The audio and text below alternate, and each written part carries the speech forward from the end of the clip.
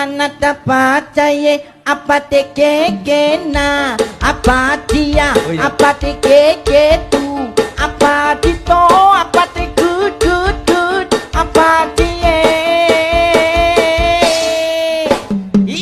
Ananapataye apati keke na apatia apati. ഇപ്പോൾ ഈ കണ്ടതാണ് present continuous tense. Present continuous tense എന്ന് വെച്ചാൽ എന്തെങ്കിലും ഒരു ആക്ഷൻ ഇപ്പോൾ നടന്നുകൊണ്ടിരിക്കുന്നു എന്ന് പറയാനാണ്. ഇപ്പോൾ ഒരു എക്സാമ്പിൾ പറയാം. ഞാനിപ്പോൾ പഠിപ്പിച്ചുകൊണ്ടിരിക്കുകയാണ് English. I am teaching English. നിങ്ങൾ ഈ വീഡിയോ കണ്ടുകൊണ്ടിരിക്കുകയാണ്. You are watching this video. അപ്പോൾ ഇതിൻ്റെ സെൻറ്റൻസ് സ്ട്രക്ചർ ഇങ്ങനെയാണ്.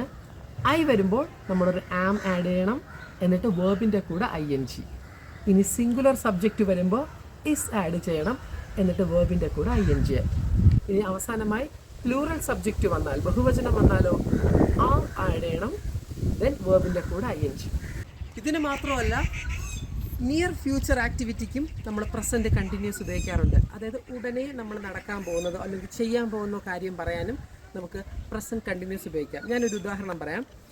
I am going to watch Empuraan in the evening. ഇതിൻ്റെ അർത്ഥം ഞാൻ ഇപ്പോൾ എമ്പുരാൻ കണ്ടുകൊണ്ടിരിക്കുന്നു എന്നല്ല കേട്ടോ. സോ പ്രസൻറ്റ് കണ്ടിന്യൂസ് എല്ലാവർക്കും മനസ്സിലായെന്ന് വിശ്വസിക്കുന്നു. പുതിയൊരു ടെൻസുമായിട്ട് നമുക്ക് കാണാം. ബൈ.